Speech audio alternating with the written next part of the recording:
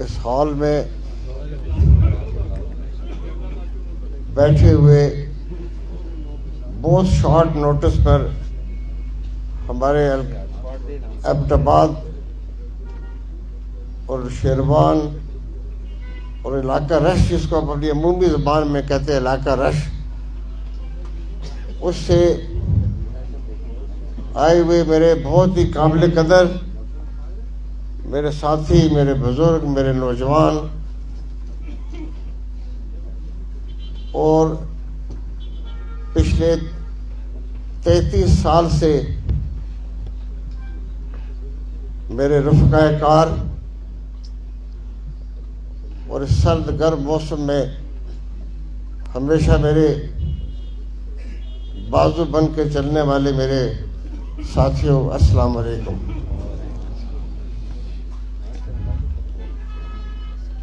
آج مجھے بہت خوشی ہے کہ ایک بہت شارٹ نوٹس پر، تقریباً 24 گھنٹے یا 48 گھنٹے کے نوٹس پر آپ کو ایک مشاورتی میٹنگ کہہ لیں، جرگہ کہہ لیں، جب میں آپ سے ملنا چاہ رہا تھا کہ کچھ آئندہ کے بارے میں ہم آپس میں بات چیت کر لیں، کچھ آپ سے سن لوں، کچھ آپ کی بات کر لوں، تو اس ضمن میں آپ جس طرح جتنے بھرپور طریقے سے آپ یہاں تشریف لائے، میں آپ سب کا بہت مشکور ہوں۔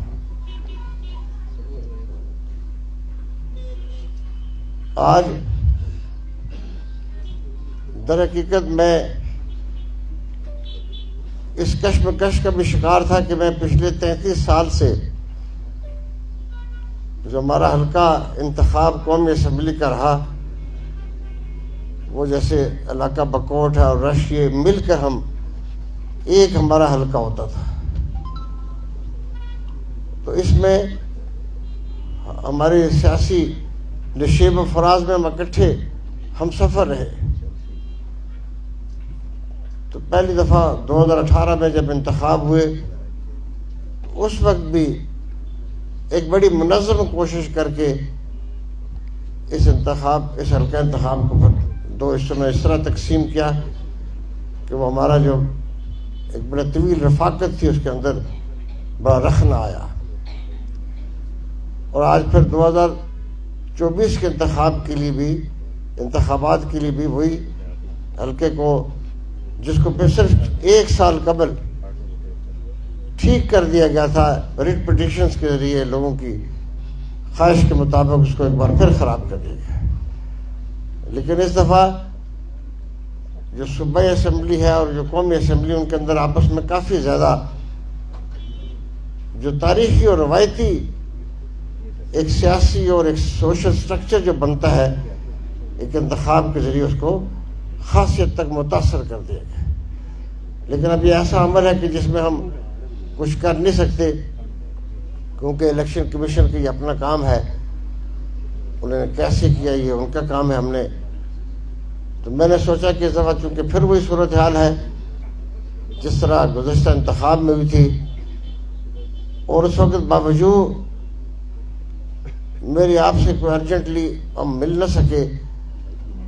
جس کی بنا پر ہمارا کوئی فیصلہ نہ ہوا، تو اس دفعہ میں نے سوچا کہ آپ سے ہم انتخاب کے اعلان سے قبل جو ہے وہ اس کی تاریخ کا تو اعلان ہو گیا، لیکن شیڈیول ابھی نہیں آیا، تو میں نے سوچا کہ آپ سے ملاقات کر لوں اور پھر ہم اپنی ایک رائے بنا لیں۔ میں اس موقع پر آپ سب کا جو یہاں تشریف لائے ہیں، اور ان میں اکثریت ان نوجوانوں کی بھی ہے کہ جن کے خاندانوں سے پچھلے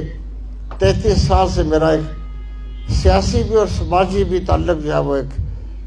اخلاقی تعلق بھی ہمارا بنا، آج ان میں وہ سارے لوگ یہاں پہ موجود ہیں۔ میں آپ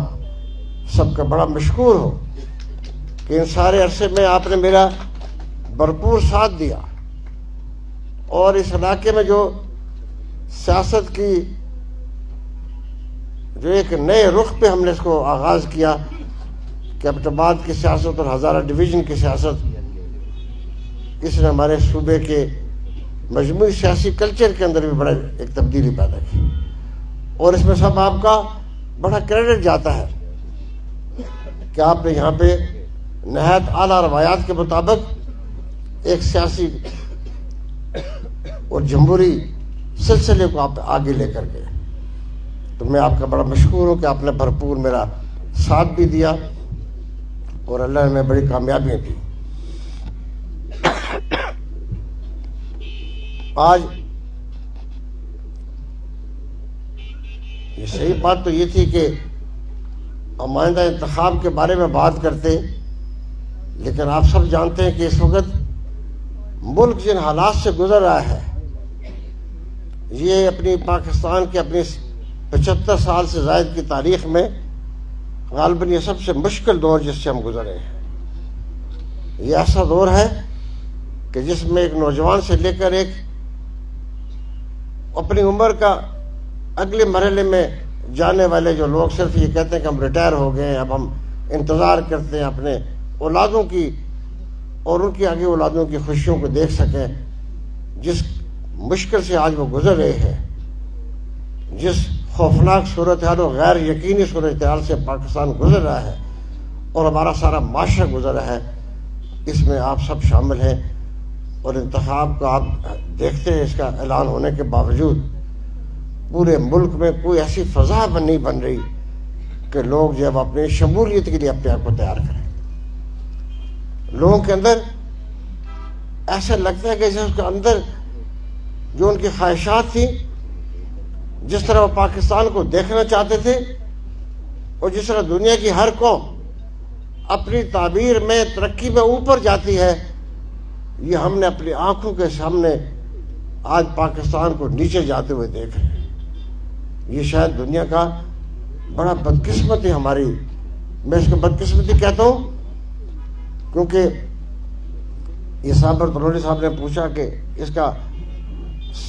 حل تلاش کرنا چاہیے، اس کا جواب تلاش کرنا چاہیے کہ ان حالات کا کون ذمہ دار ہے. صابر تلوری صاحب، ان حالات کا ذمہ دار اگر آپ دیانتداری سے بات کریں تو یہ کسی ایک فرد کی ذمہ داری نہیں ہے. کسی ایک فرد پہ ملبہ نہیں ڈالا جا سکتا، یہ چند افراد پر بھی ملبہ نہیں ڈالا جا سکتا. یہ پاکستان میں 75 سال سے جاری ہماری اس پس پردہ جو ہماری قوتیں ہیں، جن کو آج کی زبان میں اسٹیبلشمنٹ کہا جاتا ہے، یہ دراصل ان کا مسلسل جو ہے پاکستان کے سیاسی اور سماجی اس کے معاشی نظام کو جکڑ لینے میں کی وجہ سے یہ بنیادی وجہ ہے کہ نہ ہمارے ہاں سیاسی نظام بن سکا اور نہ ہی ہمارے ہاں ایک سیاسی کلچر بن سکا اور نہ ہی ہمارا کوئی سماجی نظام بن سکا اور نہ ہی ہمارا کوئی معاشی نظام بن سکا. اس کی وجہ یہ ہے کہ جب سیاستدان ایسے لوگ ہوں جن کا مقصد صرف اقتدار کی کرسی تک پہنچنا ہو اور وہ چاہے وہ راستہ کسی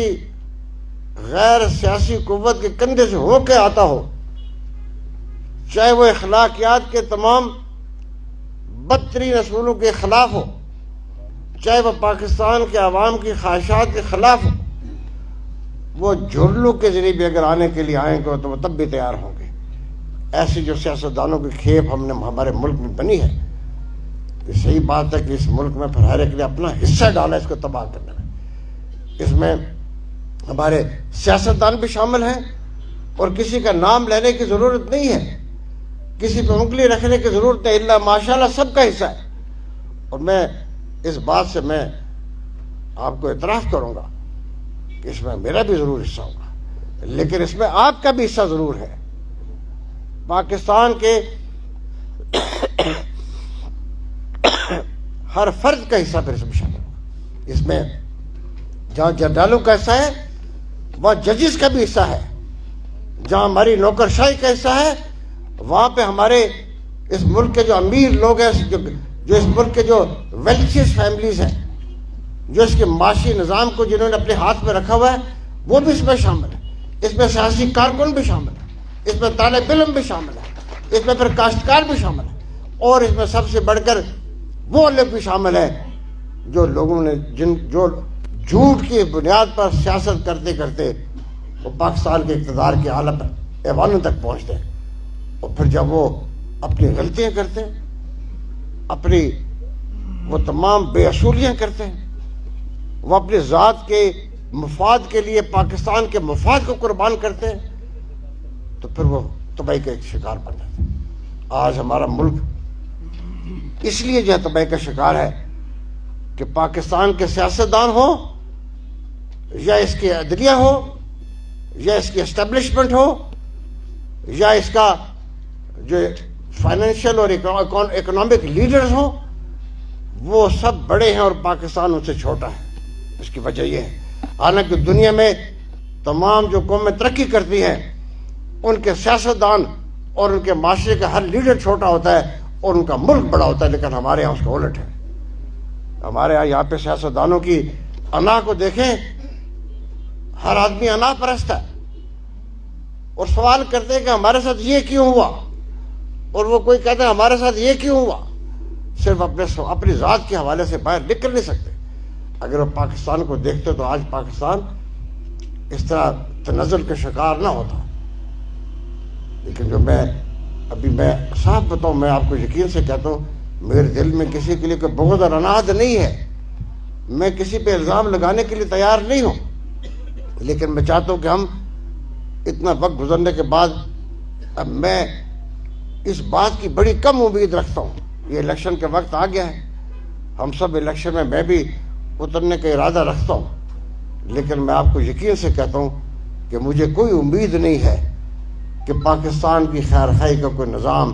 کسی سیاسی جماعت کے پاس ہے یا کسی سیاسی قوت کے پاس ہے یا ہماری اسٹیبلشمنٹ کے پاس ہے یا ہماری عدلیہ کے پاس ہے، کیونکہ سارے کے سارے اپنے انا پرست ہیں۔ آج پاکستان میں مہنگائی نے ہمارے ایک غریب اور سفید پوش کو چھوڑ دے، جو درمیانے درجے میں متمول شخص تھا آج سے 2 سال پہلے، وہ آج غربت کی سطح کے پر آ رہا ہے۔ لوگ اپنی پردہ چھپانا چاہتے ہیں، پردہ چھپاتے ہیں، لوگ ظاہر نہیں کرتے، بظاہر وہ پھرتے ہیں دھلے دھلائی لگتے ہیں لیکن اندر سے کھوکھلے، کیونکہ مہنگائی نے ان کا خون خشک کر دیا۔ آج مجھے ڈاکٹر جہانگیر صاحب بتا رہے تھے کہ ہمارے شہر کا ایک بڑا ہسپتال جو بڑا معروف ہسپتال تھا، اس نے اپنے 100 سے زیادہ ملازمین کو اس لیے نکال دیا کہ اس کے پاس اس کی مالی حالت ایسی نہیں تھی کہ وہ اس ہسپتال کو کنٹینیو کر سکے۔ اسی طرح آپ دیکھیں گے کہ لوگ اپنے بچوں کو سکول بھیجنے سے قاصر ہیں، کیونکہ ان کی فیس دینے کے لیے، ان کے کپڑوں کے لیے، ان کے علاج کے لیے ان کے پاس پیسے نہیں۔ تو یہ سارے حالات جن سے ہم گزر رہے ہیں یہ بڑے خوفناک ہیں، اور افسوسناک کسی مقام کے اوپر یہ ہے کہ ہم سب کے پاس اگر سیاسی جماعتیں آج آپ ان سے پوچھیں کہ ہمارے ملک کے ان مسائل کا جو اس معاشی دلدل ہے، جو IMF کا شکنجہ ہماری گردن پہ لگا ہوا ہے اور اسے پاکستان کے 25-24 کروڑ لوگوں کے گھروں میں وہ غلامی کا توق پڑ چکا ہے قرضوں کا، اس کو نکالنے کے لیے اور ایک خوشحال پاکستان بنانے کے لیے کیا پروگرام ہوگا، تو میں آپ کو یقین دلاتا ہوں کہ کسی سیاسی جماعت کے پاس کوئی پروگرام نہیں ہے۔ وہ آپ کو ماضی دکھائیں گے، اپنے ماضی کے علاوہ کسی کے پاس مستقبل کے لیے کوئی چیز نہیں ہے۔ یہ سب سے بڑا المیہ ہے جس کی حالت جس میں ہم گزر رہے ہیں۔ ہم الیکشن میں اتر رہے ہیں اور سیاسی جماعتیں بھی اتر رہی ہیں، لیکن آپ ایک طرف دیکھیں کہ ملک کی جو سیاسی قوتیں ہیں انہوں نے، میرے بھائی حاجی صابر صاحب کہتے ہیں احتساب کرنا چاہیے۔ احتساب نہیں کرنا چاہیے، خود احتسابی کرنی چاہیے۔ اگر ہم نے اس ملک کا کوئی خیر کرنی ہے، اس ملک کے ہر بڑے سے لے کر چھوٹے سے چھوٹے آدمی تک اپنا احتساب خود کرے گا، ورنہ سے احتساب کے نام پہ ہم نے اس کو ایک قبائلی معاشرہ بنا دیا ہے کہ ہم احتساب اس کو کہتے ہیں کہ جو اپنے میں مخالف کو زمین کے اندر گاڑ کر اس کو میں ملیا میٹ کرنا چاہتا ہوں، میں اس کو احتساب کرتا ہوں، اور پھر جب اس کی باری آئے گی تو وہ مجھے اسی طرح ملیا میٹ کرنا چاہے گا۔ تو یہ ہمارا انتقام، یہ احتساب کا نام انتقام نہیں ہو سکتا، یہ ہمارے احتساب نہیں ہوا، یہ ہمارا انتقام ہوا ہے اور اپنے مخالفین کو کچلنے کے لیے ان اداروں کو استعمال کیا جاتا رہا۔ آپ دیکھیں میاں نواز شریف صاحب کے ساتھ چند سال قبل جو مقدمے بنائے گئے، اگر ان مقدموں کے اندر کوئی مضبوط بنیاد ہوتی تو آج جو ہے ان کو کوئی عدالت جو ریلیف دے رہی ہے جو ان کو بطور حق دے رہی ہے۔ لیکن صحیح بات یہ ہے کہ نہ پہلے ٹھیک تھا نہ اب ٹھیک ہے، کیونکہ حق تو یہ ہونا چاہیے کہ جو آدمی کسی عدالتی مرحلے سے گزرتا ہے اپنے آپ کو صاف کرنے کے لیے، اس کا سارے پروسیس سے گزرنا چاہیے، تب جا کر وہ میں سمجھتا ہوں کہ وہ ستھرا ہوگا، ورنہ وہ ستھرا نہیں ہو سکتا۔ تو یہ باتیں میں نے آپ سے باتیں کی ہیں، یہ میرے دل کی بات ہے، میں آپ کو کوئی سہانا خواب نہیں دکھا سکتا۔ میں نے اس سے پہلے بھی کبھی نہیں میں نے جھوٹ بولا، آپ سے غلط بیانی کی، اور آج تو ممکن نہیں ہے کہ ہم سب میرے سمیت ہم لوگ وہ ہیں جن کو اپنے اندر یہ احساس مجھے ضرور ہے کہ مجھے اپنے عاقبت کو بھی دیکھنا ہے، مجھے آپ کو کسی مغالطے میں، کسی غلط فہمی میں نہیں ڈالنا، کسی اندھیری میں راستے پہ بھی نہیں ڈال سکتا۔ میں آپ کو امید ضرور دلاؤں گا، وہ امید اس بات سے بشروط ہوگی کہ ہم اپنے اندر جو اپنی جماعتوں کے یہ جو ہم نے پنجرے اپنے گلے میں ڈالے ہوئے ہیں، یہ بڑی جال سازی ہے۔ اس کے میں اپنی زندگی سے تجربے سے بتاتا ہوں کہ ہمارے جماعتوں کے جو ہماری لیڈرشپس ہوتی ہیں، چاہے وہ کوئی بھی جماعتیں ہیں، وہ بھی اس دنیا میں چھوٹے فرعون بن جاتے ہیں۔ وہ سمجھتے ہیں کہ جو فیصلہ ہمارا ہوگا، چاہے ہم کسی ردی آدمی کو بھیج دیں، کسی کمتر ذہن کے آدمی کو بھیج دیں، وہ ہمارا آدمی ہمارے سے نگ پورا کرنا، ہمارے اسمبلی میں ہمارا نگ پورا کرنا ہے۔ تو یہ نگ جب تک ہماری قوم پوری کرتی رہے گی، ہماری کوئی خیر خواہی نہیں ہے، یہ ہم کو ساتھ ہے۔ تو لیکن میں ایک بات پہ امید رکھتا ہوں کہ یہ انتخاب، اس کے یا تو یہ بھی عجیب اتفاق ہے، یہ پاکستان میں ایسے کبھی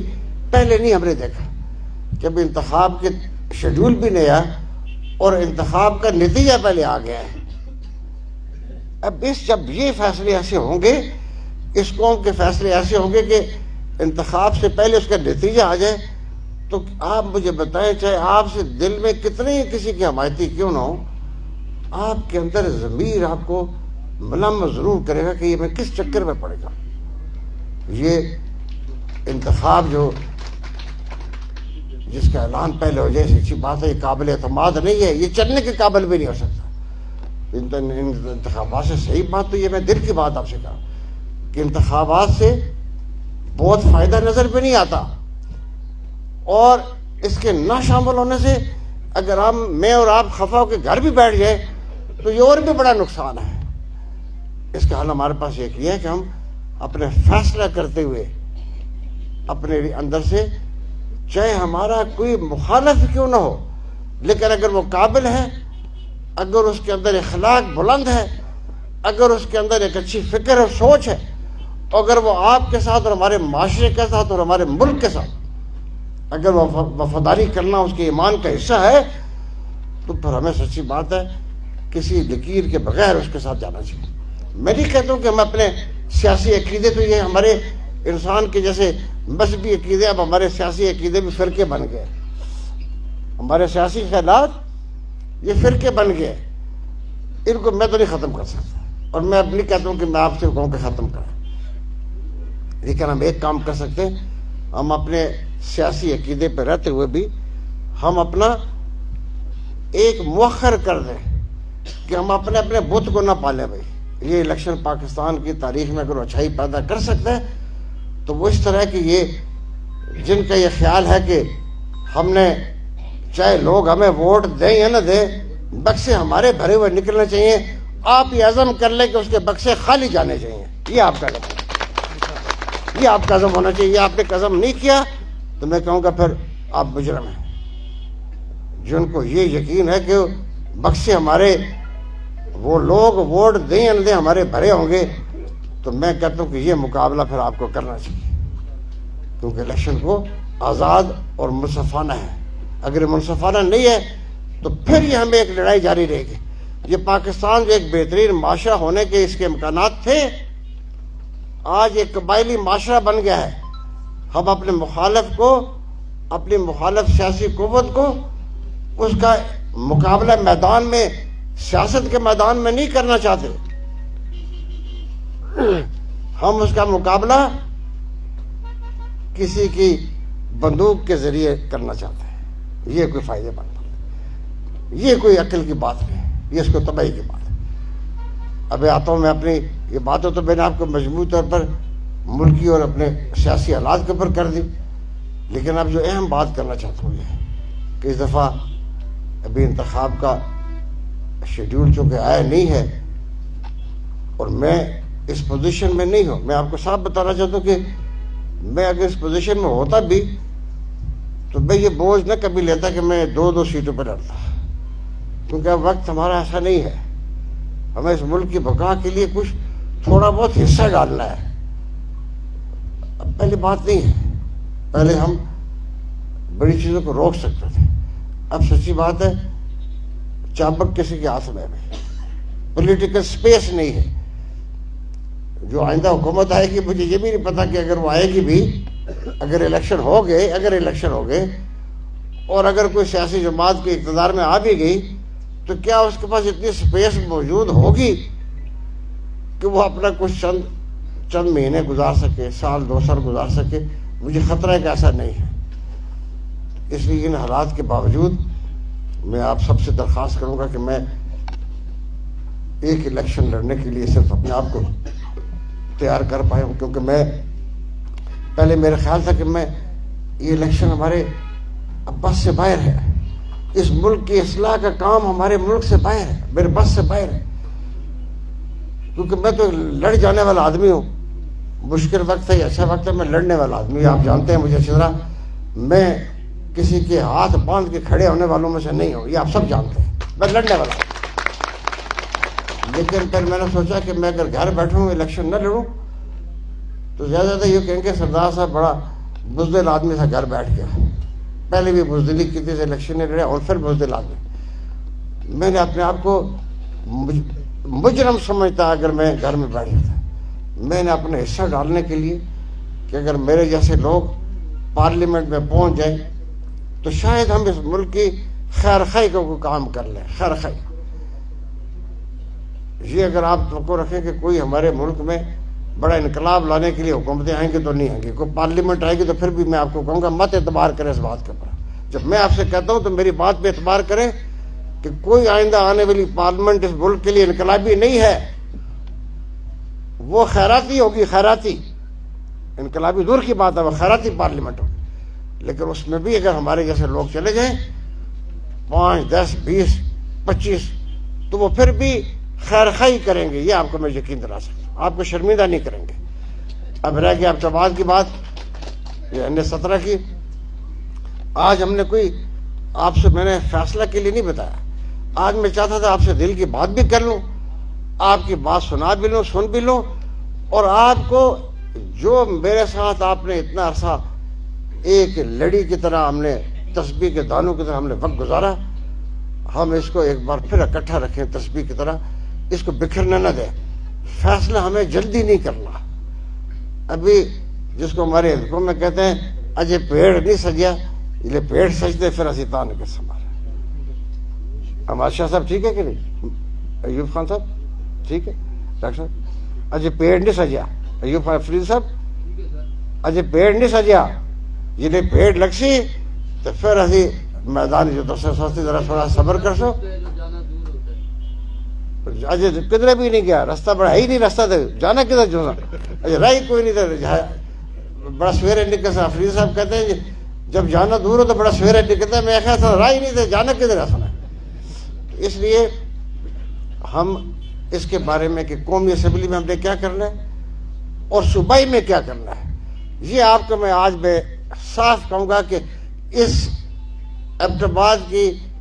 جو 4 سیٹیں ہیں یہ کسی غلط فہمی ہے کہ وہ یہ رش کی بات نہیں کر رہا ہوں. میں آپ کو یہ یقین سے کہتا ہوں، میرا یہ یقین ہے، میرا بڑا اللہ پہ بھروسہ ہے، کیونکہ ہم سب اخلاص والے لوگ ہیں، ہم کوئی سیاسی ٹھگ نہیں ہے، ہم اخلاص والے لوگ ہیں۔ سیاسی ٹھگ یہ تو سیاندے ہونا سارے ٹھگاں کے، سیاندے صرف ٹھگا کے سیاندے ہو کہ نہیں سیاندے؟ تو یہ جو شہر کے لوگ ہیں، یہ دونوں قومی اسمبلی کی سیٹوں پر اور چاروں صوبائی اسمبلی پر فیصلہ آپ نے کردار ادا کرنا ہے۔ یہ فیصلہ کون؟ آپ نے کردار ادا آپ کا ہوگا، اور یہ فیصلہ میں آپ کو یاد ہے، میں نے اسی جگہ پہ ایک دفعہ غالباً کوئی 6-8 مہینے پہلے کے بعد 8-9 مہینے ہو گئے، 8 مہینے، میں نے آپ سے کہا تھا مسلم لیگ کے صوبے میں ختم کر دی گئی ہے، میں نے آپ سے کہا تھا کہ نہیں کہا تھا؟ اور بہت لوگ کہتے تھے نہیں شاید ان کا اپنا دل میں کوئی رنج ہے تو اس لیے کہتے ہیں۔ آج آپ دیکھ لینا، یہ ہمارے ہزارہ ڈویژن کو بات نہیں کرتا ہوں باقی صوبے کی، آپ ہزارہ ڈویژن سے دیکھیں کتنے لوگوں نے یہاں پہ درخواستوں کے لیے اپلائی کیا ٹکٹوں کے لیے، ماں سوائے منصرے کے کسی جگہ کو خاص کسی نے درخواستیں نہیں دیا۔ یہاں پر بھی کسی نے 1 اور کسی نے 2 جگہوں پر ٹکٹ دیا ہے، ٹکٹ کی درخواست بھی نہیں دیتے لوگ، اس لیے کہ وہ جو ہماری صوبائی مسلم لیگ تھی اس کو تو تباہ کر دیا گیا۔ اب صوبے میں ہم جگتو فرنٹ کا حصہ بنیں گے، جگتو فرنٹ جب بنے گی تو اس کا حصہ بن جائیں گے، بس یہی ہمارا کام ہے، اس سے علاوہ ہے۔ تو میں آپ سے جو اب آخری بات کرنا چاہتا ہوں، کیونکہ عصر کا وقت بھی ہونے والا ہے، میں چاہتا ہوں کہ ہم بات ختم بھی کر لیں۔ آپ نے کوئی جلدی نہیں کرنی، ہم پھر اگر ہمیں اکٹھا ہونا ہوں گے کوئی طریقہ ہم کریں گے، ہم اکٹھے مل بیٹھ کے فیصلہ کریں گے۔ ہم قومی اسمبلی کا بھی فیصلہ مل بیٹھ کے آپ سے کروں گا، اس شہر کا بھی اور صوبائی کا بھی جو ہے وہ آپ کے مشورے سے کریں گے۔ یہاں کے یہ دو، ایک قومی اور 2 صوبے کی تو آپ نے کرنی ہی کرنی ہے، لیکن انشاءاللہ آپ کے اثرات چاروں صوبائی اسمبلی پر بھی پڑیں گے اور دونوں قومی اسمبلی پر بھی آپ کے اثرات پڑیں گے۔ یہ جو اجتماع آج یہاں پہ بیٹھے ہوئے ہیں، ذرا آپ نے دیکھا یہاں پر، یہاں سے بیٹھ کے دیکھیں تو یہ مجھے بالکل امید نہیں تھی کہ جس حالت میں ہمارا ملک گزر ہے، لوگ سیاست سے ناپسند کرتے ہیں، میں نہیں کہتا نفرت کرتے لیکن پسند نہیں کرتے، سیاسی لیڈرز کا منہ نہیں دیکھنا چاہتے۔ یہ بات ٹھیک ہے کہ نہیں؟ اتنے بڑے اجتماع کو آپ دیکھیں، اتنا بڑا اجتماع، مجھے امید سچی بات نہیں تھی۔ میں آپ کے جذبے کی قدردانی کرتا ہوں، آپ کو میں خراج تحسین پیش کرتا ہوں، اور آپ کی میرے دل میں آج بڑی قدر ہے آپ کے لیے کہ آپ نے اس حالت میں، جبکہ آپ کو پتا تھا کہ میں آپ کا کینڈیڈیٹ اب نہیں ہوں، آپ نے مجھے نہیں چھوڑا۔ یہ آپ بڑے عظیم لوگ ہیں، سچی بات ہے، آپ کا حق بڑا بنتا ہے، میں آپ کا بڑا شکر گزار ہوں۔